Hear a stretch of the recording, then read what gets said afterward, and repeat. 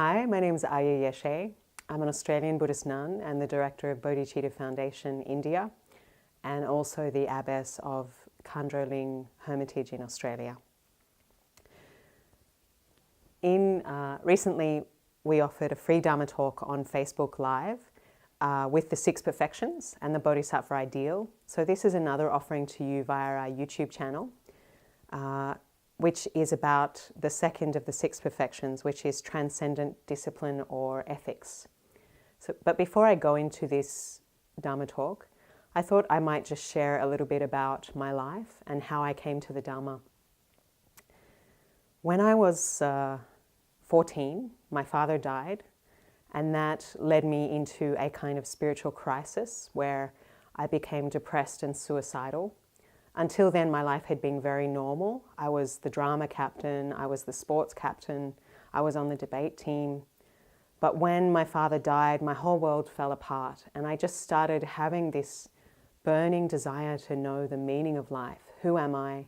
Where am I going? Why am I here? And what is the point of life? And no one around me was asking these questions. It was like almost a taboo topic to say, we're going to die. And what is the point of life? But to me, an unexamined life is not worth living, and that is the most important question. So I left my Catholic girls' school and I became a hippie, and I searched for the meaning of life. I went to Byron Bay and I tried many different things: sex, drugs, rock and roll, various spiritual traditions. And I had, a lot of interesting insights, but none of those traditions could give me lasting satisfaction. Sometimes I would go to a marketplace and I would look at various weapons and I would just think, how will I kill myself? And I'd go to, places of natural beauty like the edge of a cliff. And people might have thought, oh yes, it's a young girl enjoying nature. But actually I was thinking, how tall does this cliff need to be for me to successfully commit suicide? So it was a pretty hard way to grow up. When I was a street kid, sometimes I would stay in friends' houses, and sometimes I could find nowhere to stay because no one would give a 15-year-old a lease. And also I didn't have enough money to pay rent full time. So I quickly discovered the darker side of humanity, which is how men can be predators towards young girls. Like sometimes if I was sleeping on the couch, some guy, usually in their 40s, would come and try and have sex with me, or try and have sex in exchange for money, or in exchange for a place to stay. And that was really shocking to me because every man that I grew up with in my family was a very ethical person. And what I've noticed as I get older is that these men go for young girls because they're vulnerable and they don't have strong boundaries, and it's also just lust, I guess. But I think a lot of women in their 30s and 40s would be slapping a man in the face and taking them to court. And not to say that young girls can't do that, but they're just so much more vulnerable, somewhere between being a child and being a woman. And I just saw how easily it would have been for me to go down the path of becoming a sex worker simply because of the exploitation and vulnerability of where I was being driven. But I was very fortunate and I managed to escape from most of those situations. But sleeping on the street, lying on the beach, awake at night, worried someone would rape me, sleeping in a car and getting bronchitis, begging when I ran out of money, just gave me a whole new perspective on how low you can go and how little it takes to survive, and how brutal people can be when their survival is threatened. And when you're down, when you're vulnerable, how people can be predatory. But it also gave me a lot of compassion, So I had a very interesting time living in a teepee, and my hippie friends would always talk about India. They said, go to India, that's where it's at, man. So I set off for India after a relationship at the age of 17, and I was heading to an ashram that required a HIV test at the gate. And that kind of made me question, like, what kind of spiritual practice goes on here? And these people call themselves sannyasi, which is traditionally a spiritual renunciate who doesn't have any sex, but they need a HIV test at the gate. So I didn't end up going to that ashram. I instead went to Nepal And one day when I was walking past a bookshop, this book just jumped out at me. It was called Reborn in the West. And it was about how there is a prediction by a master who brought Buddhism from India to Tibet in the 8th century. And he said, when iron birds fly in the sky and horses run on wheels, the Tibetan people will be scattered like ants, and the Dharma will go to the land of the pink-faced savages. So actually, 1,000 years later, we do have iron birds that fly in the sky and horses that run on wheels. And for a Tibetan, anyone that is not Buddhist is savage, so we are Westerners, the pink-faced savages. And I never really felt like I belonged in Australia. And I often wondered where I came from. And when I read this teaching about how various Tibetan lamas were reincarnating in the West because they thought that's where Buddhism was headed, I was like, oh, well, maybe I was one of them, not to say that I'm anyone special, but I just thought, oh, it all felt extremely familiar. And when I came back to India, it just felt like coming home. In India, life is like very high highs, very low lows, poverty, wealth, luxury, misery, joy, sorrow, intense happiness, intense suffering, all in your face, like life with the volume button turned on maximum, and the volume button is broken so you can't turn it down. It's all very vivid and intense. And then, after reading this book, my mindset, I was really deeply affected by what I'd read, and then I went to a Buddhist monastery where Westerners had gone in search of cheap drugs in the 1970s, and they'd come back ordained, preaching the virtues of abstinence. And I received, some really inspiring teachings. And what really stuck with me was this emphasis on compassion and, spiritual resilience, and the idea of interconnectedness and caring for each other. And that the purpose of life was to serve all beings, to care for each other, to reach for places of depth and wisdom in yourself, and the world is your mirror, that you also try to do that for the world. So then, also the thing that really appealed to me about Buddhism was that they talked about suffering. They didn't just talk about getting high and walking on clouds and it's all bliss. They actually acknowledged the dark side of life, which can also become a powerful teacher. And, they acknowledge that suffering is a fundamental part of life, and that it's something that has to be faced and transformed. And in my short years of life, I'd seen a great deal of suffering. So, after a few retreats, my heart was very open and I was really transformed. And I actually started writing letters to my mother saying, oh, I'm so glad you gave birth to me and I owe you so much for your kindness and thank you so much. And my mother thought I joined a cult because she just wasn't used to hearing from me being so grateful and happy. And I just realized also, this kind of freedom, that we have this freedom to choose our thoughts, that we have the freedom to choose what thoughts and emotions we follow. And that happiness can't happen unless we have mental discipline. If we just put any kind of trash into our mind, we can never be happy. An uncontrolled mind can never be fully happy, So it makes sense to have meditation, which is learning mental discipline and learning to have control over your mind so that you can say, I have suffering, I am not my suffering. I have thoughts, I am not just my thoughts. So that, normally most people's mind is uncontrolled and directed outward and lost in, distraction and the manifestation of pleasure and seeking pleasure and sensory indulgence. But we're not turned inward seeking truth, which I think is a form of spiritual poverty that we have in the West, that we're almost sold things and constantly drawn outward from the time we're very young. We can fly to the moon, but we don't know how to be happy. We don't know our own nature. People say space is the final frontier, but I actually think mind is the final frontier because we don't know how to go inside. And actually, happiness does not require a great deal of material things, to be happy. What it requires is a clear mind that we have control over. And, we are so invested in things, but in fact, if we invest in each other, we'll have a more happy life, a more meaningful life. And you know, the spiritual path is not just about accumulating a great deal of knowledge and empowerments and spiritual materialism.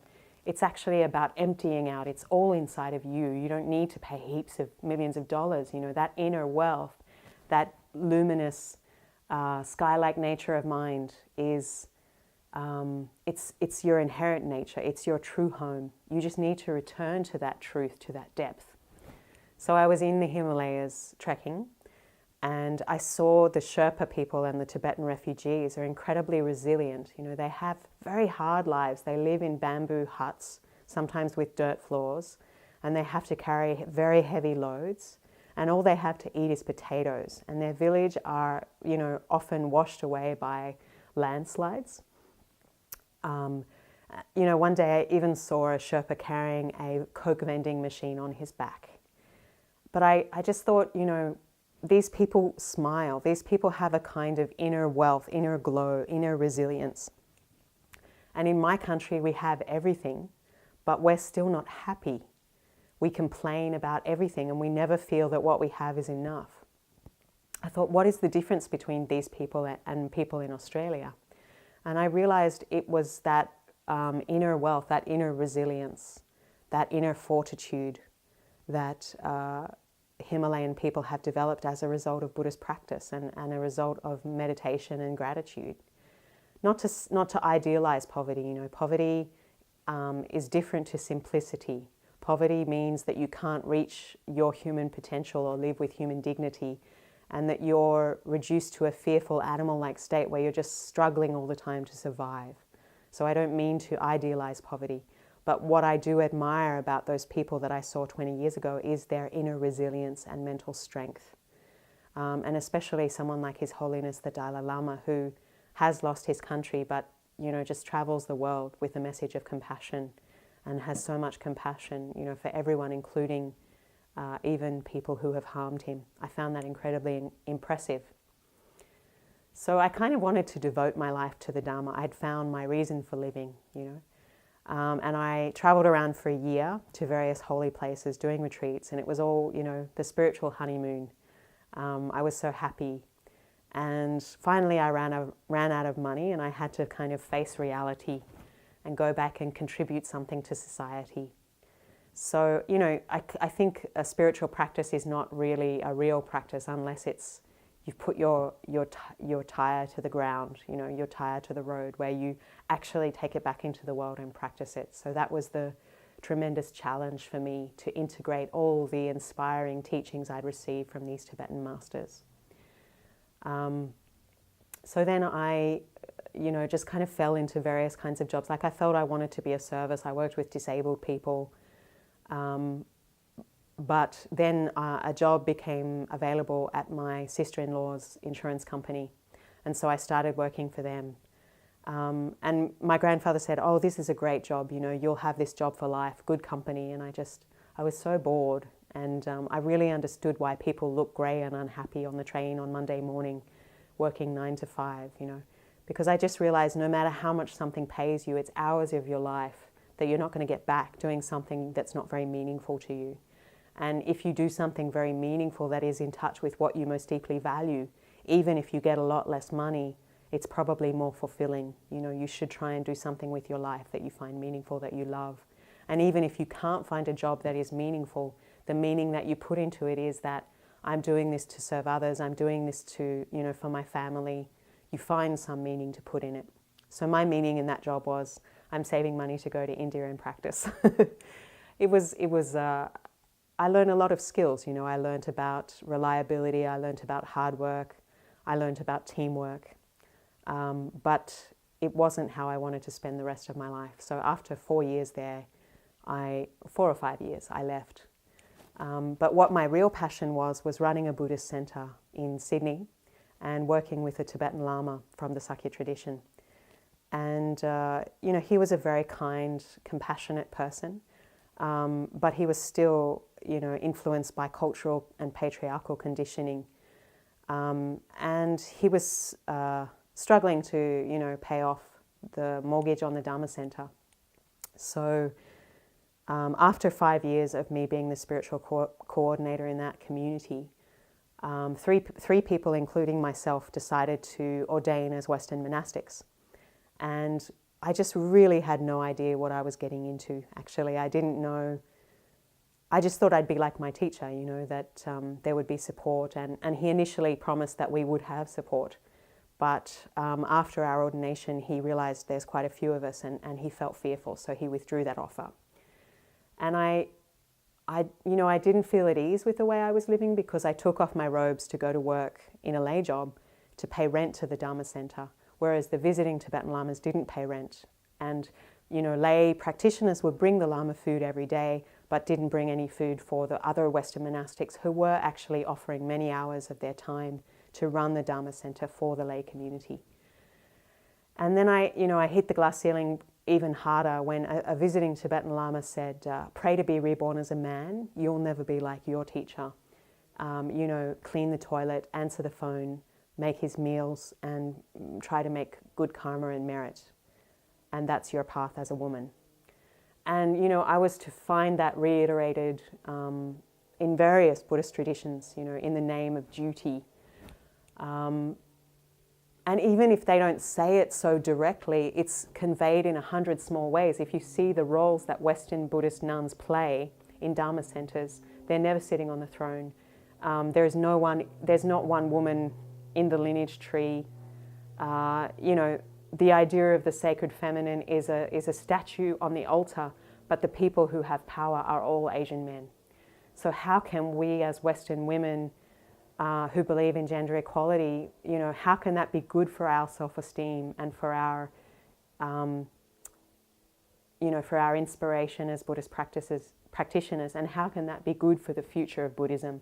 The fact that we have no empowered Western female teachers after 50 years of Buddhism coming to the West, and the fact that we support men and teachers who do not support us. There is a monastery in Nepal which was donated by a Western nun, and when I asked why they don't support Western practitioners, they said, why should we support you? You're just a flyby, you're just a tourist. So and unfortunately there are only 3 centers in the world that don't charge Western monastics, and we have a 75% disrobing rate. So it's really heartbreaking to see that we're hemorrhaging, especially young monastics, the very people who have the longest amount of time to offer their life to the service of the community are the ones who are giving up.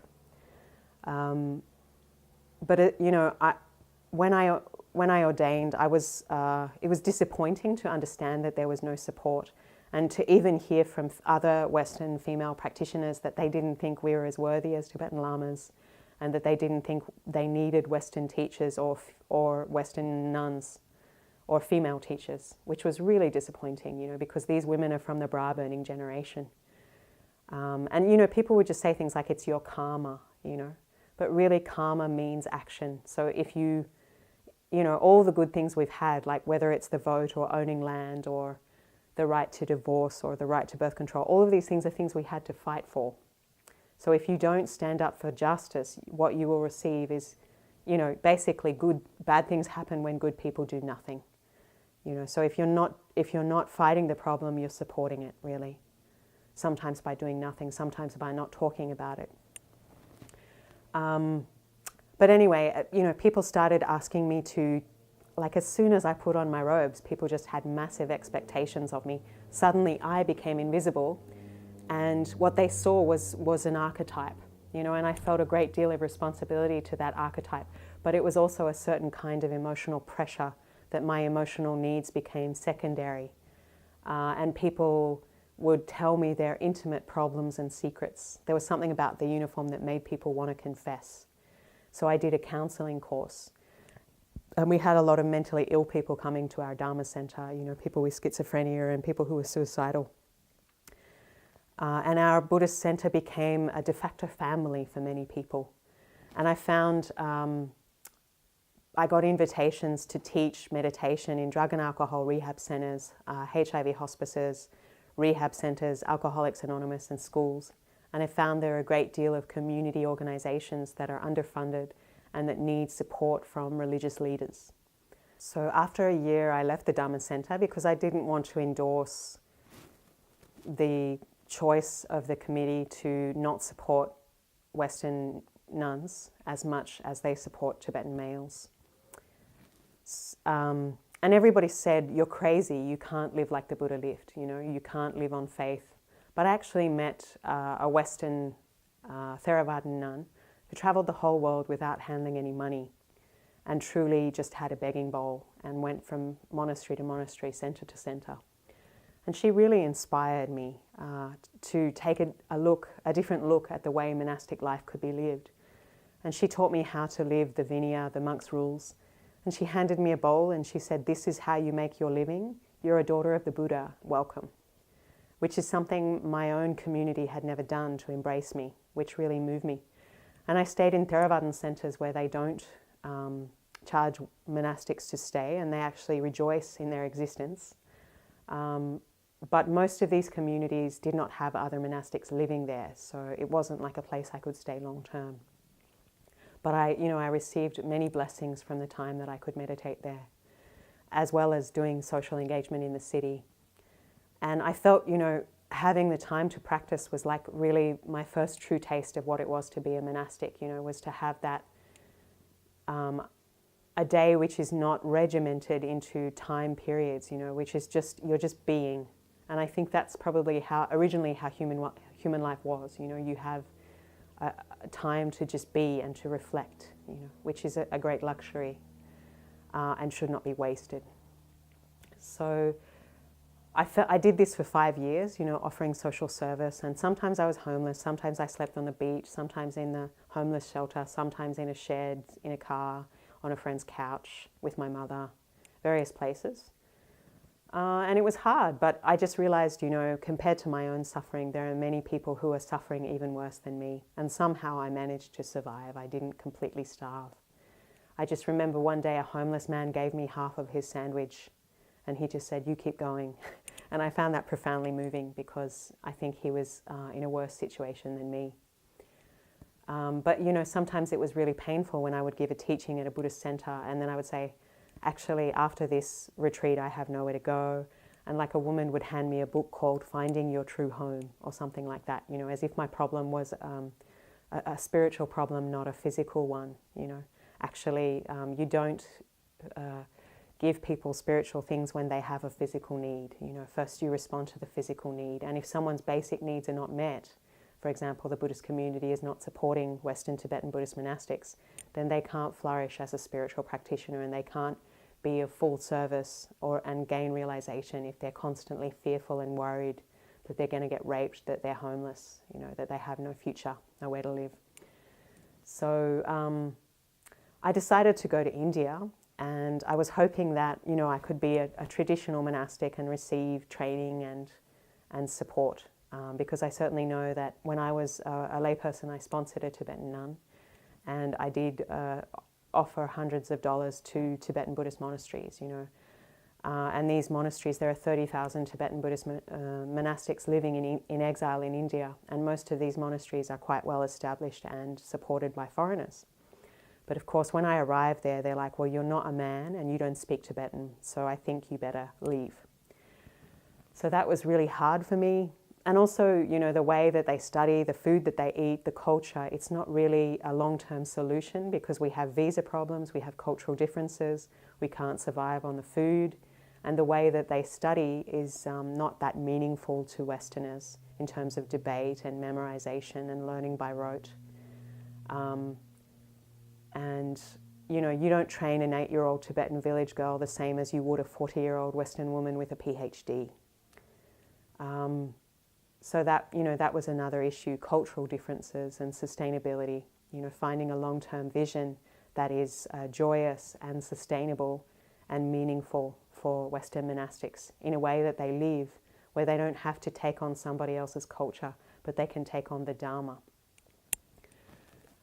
So I stayed in India a few years in a nunnery for Western women, and I really, received many blessings from many kind lamas and teachers, but it was all a little bit dry and in my head, and I just missed the social engagement.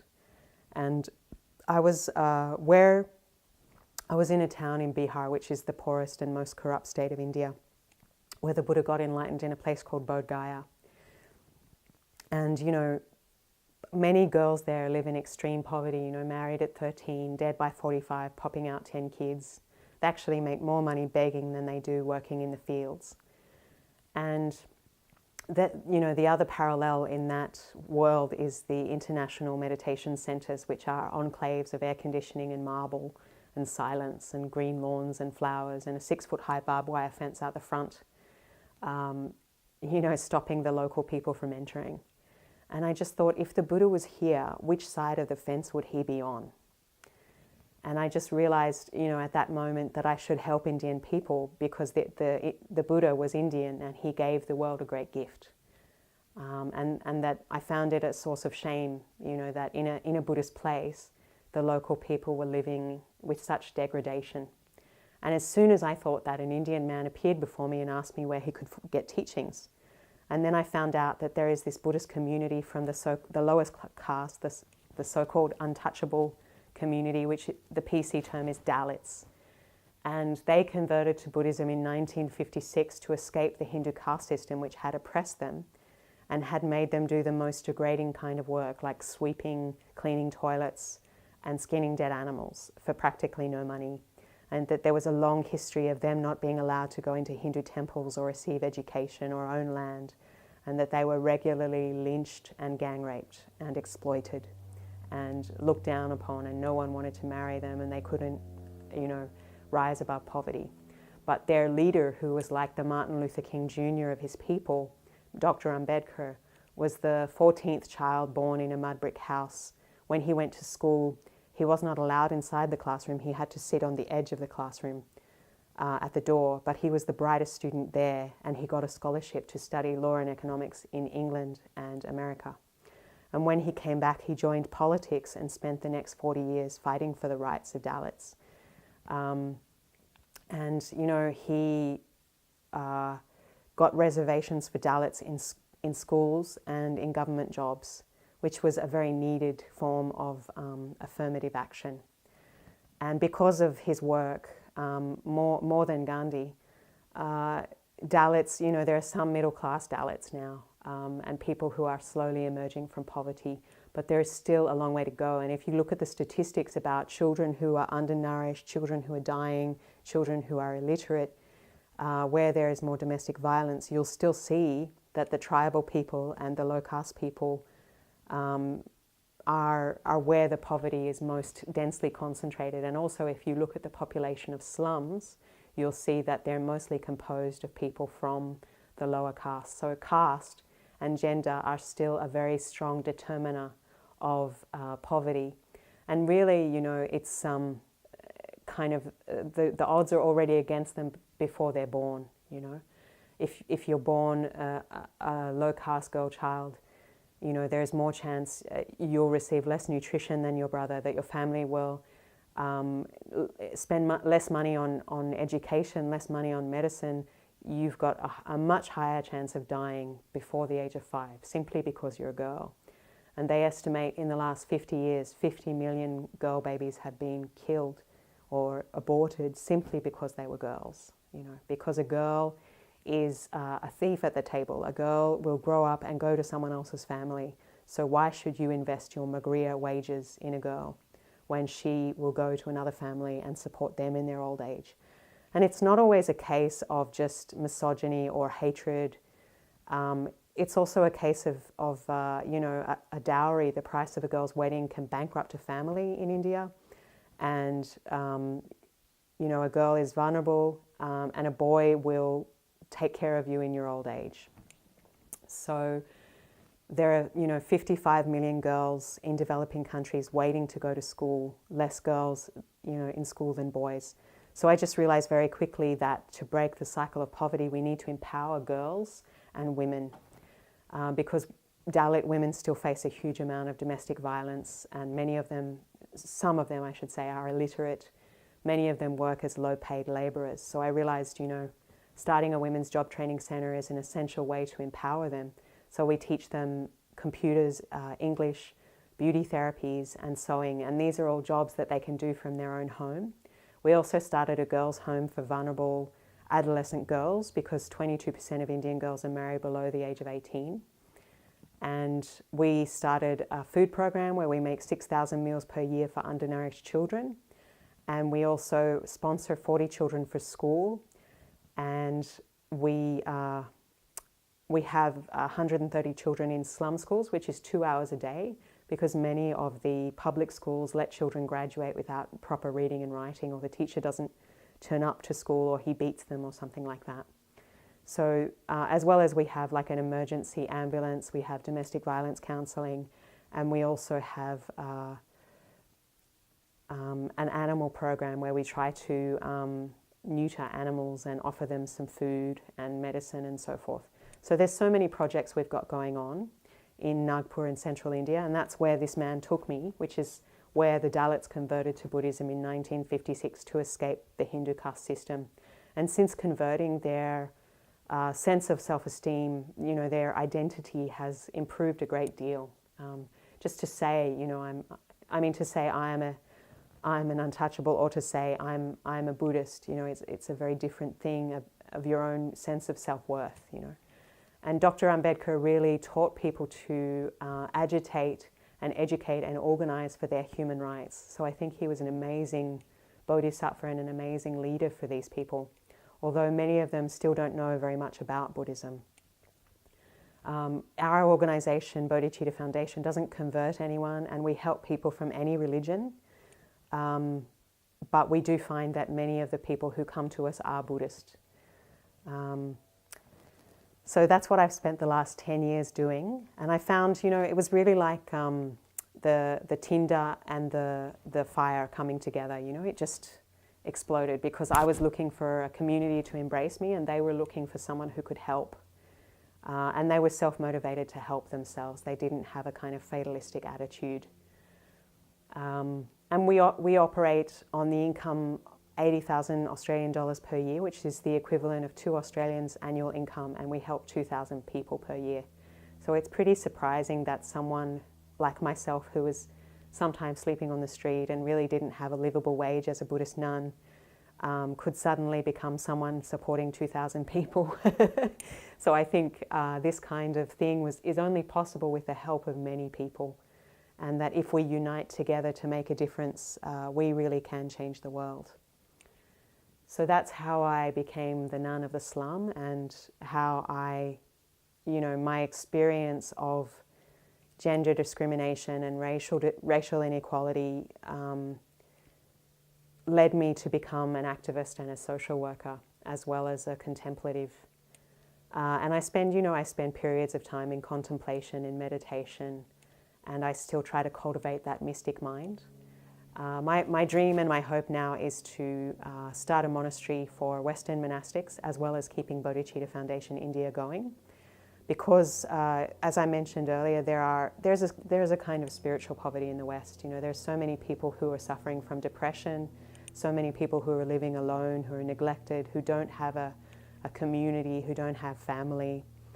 And there's just so much meaninglessness. There is young people taking drugs like candy because they haven't had a rite of passage, and they're not satisfied by the aspirations that society is giving them. Who are our role models? Our role models, like someone like Kim Kardashian, like when did it become okay to be a person without substance? Like 100 years ago, it was more important to be a person of honor and a person of substance than it was to have a nice butt. But unfortunately, things have changed, But I think so many people who are following these examples of consumerism and external beauty without inner beauty are not that happy. If you can have both, good for you. But personally, the people that I find truly attractive, people like Mother Teresa, Nelson Mandela, the Dalai Lama. Mother Teresa would not pass a beauty contest, but her inner beauty shines from inside, So to me, I would rather be a person of inner beauty, because the only beauty that does not fade is a kind and compassionate heart. So if you have a meaning for living, if you have compassion, if you have true substance, then you'll always find love and meaning in life. Whereas if you just pursue money and self-aggrandizement and egotism, you're going to be not living a very fulfilling life. And I think there is so much dissatisfaction in the West. So we'd like to have a place where we can train Western monastics to live a contemplative life, so that they can take in the fruits of the holy life and gain, training, education, and peace and stability to then go out and become inspiring Buddhist teachers and holders of the Dharma.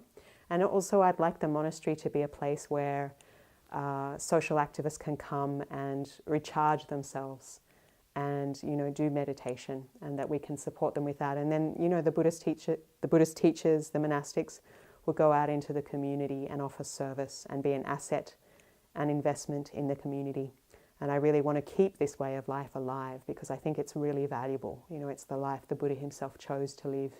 Not to say that wonderful things are not possible in lay life. They are. There's so many lay Buddhist saints, but we also need monastics. We need the fourfold Sangha, and that also means investing in gender and racial equality, and a vision for the preservation of Vajrayana Buddhism in the West and socially engaged Buddhism in the West, and working together rather than as competition, but as friends, as allies, to create a future that we can be proud of for our children.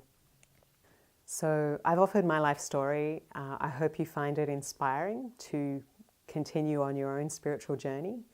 I offer it freely from the heart, but if you feel inspired to offer donations for this service and to support our charity, Kalyana Mitra Fund, to build a monastery and retreat centre in Australia, you can go to www.ayyayeshe.wordpress.com.